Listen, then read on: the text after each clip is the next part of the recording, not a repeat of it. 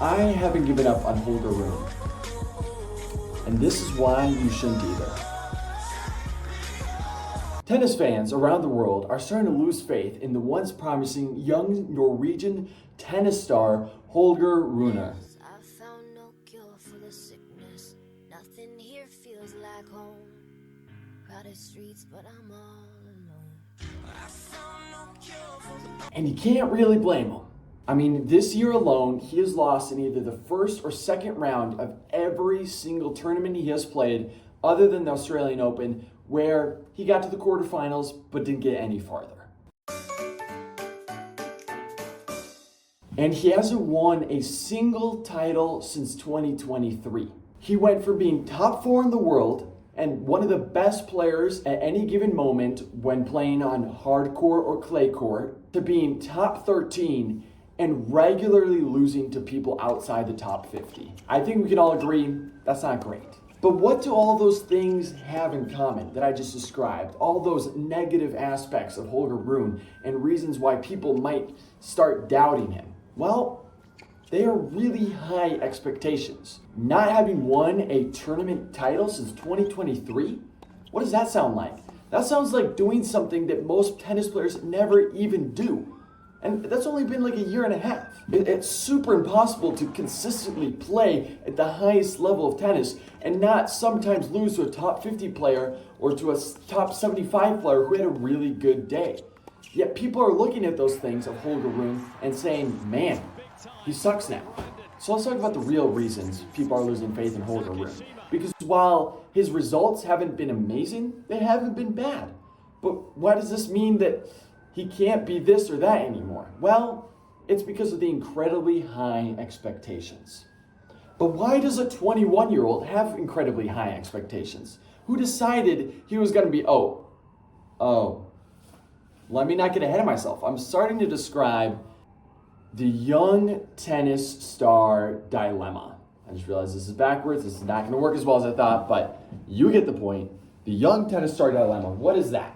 That is when the natural occurrence happens in tennis. When you have a sport that has individual players instead of teams, all of a sudden, you're going to get these young guns that kind of out of nowhere start winning. They go from not really being known to maybe winning junior tournaments to being able to beat the top of the top and upsetting, random stars like Rafael Nadal or Novak Djokovic, and then being crowned as the next generation. This happens all the time. It's natural. It's not necessarily a bad thing, but it does have its consequences. And unfortunately enough, ever since the greats or the GOATs have started getting older, tennis fans are very eager to crown every single rising star or rising young player as the next big thing. And this is what happened to Holger Rune after his impeccable year of 2022. When he was just 18, 19 years old, he had an insane first full calendar season on the ATP Tour where he won 3 titles. But not only did he win 3 titles, he beat Jannik Sinner and Carlos Alcaraz that year, and then he won the very prestigious ATP Masters 1000 in Paris, where he beat the GOAT himself, Novak Djokovic, in the final. If that's not an insane first year, I don't know what is. So obviously people saw this year, a very consistent year, saw this young promising talent, and that became the young star dilemma. The expectations became ridiculously high for him to do that year after he'd only done it once. And it just seemed like he could only get better. But he didn't. And before we talk about why he didn't, let's talk about the second problem with the young star dilemma in relation to Rune. Because there have been a lot of young stars, but not all have suffered the same problems Rune has. You see, I did mention Carlos Alcaraz and Jannik Sinner a little bit earlier, and the fact that he beat them both in that 2022 season, creating the concept and narrative of new big 3. Novak, Roger, Rafa, all about to retire, all getting older. Tennis are looking for the new big 3. For some reason, it still has to be 3, okay? And so Carlos Alcaraz arrives to the scene, dominates. Jannik Sinner arrives to the scene, dominates. Who's going to be that third person? Well, who's been able to beat them both? Holger Rune.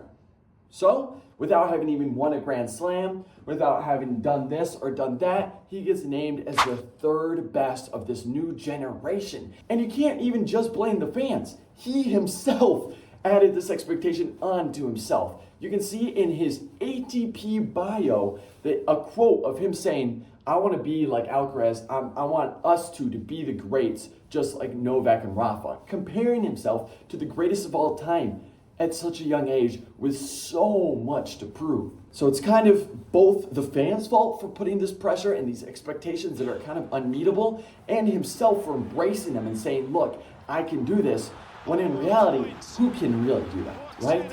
And other than the expectations being so high, almost no one ever, other than the GOATs, would be able to reach them, what else has stopped them, right? Because there have been some logical things that have unfortunately stopped them from getting there, from getting to the point of Alcaraz and Sinner, and no longer being considered really the new big three. And I would say two things have stopped them: mentality and physicality. Starting with the physicality, the kind of simpler thing is his physicality just hasn't been great. In the 2024 season, what was supposed to be kind of his bounce back season, he was dealing with a wrist injury that made him pull out of the Olympics. And according to him, there was a bone bruise in his wrist that he had been playing for with months. And if you don't know anything about tennis, which I don't know why you're watching this video, but if you don't, anything that requires a paddle like this ping pong, if you're playing with a wrist injury, I mean, you're just not going to be anywhere near your best self. So the fact you're still able to play at such a high level while having that injury, kind of impressive, but he should have pulled out of more tournaments. The other problem that he has is the mentality. Look, he's still a young guy, and I mean, you can see it in his face. He looks like a baby still. He's only 21, he was only 20 last year, and he was only 19 the year before. He still has to mature into what type of tennis player he wants to be on that court. Because right now, he's struggling with complaining too much, getting in his head, losing match points, choking big matches, you know, the typical tennis stuff. I think one of the biggest issues with that is Answer my question. Do you get punished when you do a mistake? Because when we do a mistake, we get a fine. You don't. So please respect the players. he literally has his mom on tour with him at all times, which is kind of sweet and endearing if it's a child, which it kind of is, but he no longer is an actual child, right? So those type of things just aren't helping the mentality case built against him. And so now that I've talked for multiple minutes about, you know, all the ways he's come up short and why it's gonna be a struggle for him to ever be one of the greats, let's transition to why I still have faith in Holger Rune.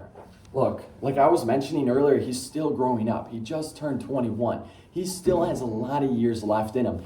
And I personally think now is the time he's gonna finally be able to take the next step and keep improving. If you watch the kid play, he's got every shot in the book. He can do anything on the court, and he can do it better than the people that are on the other side of him.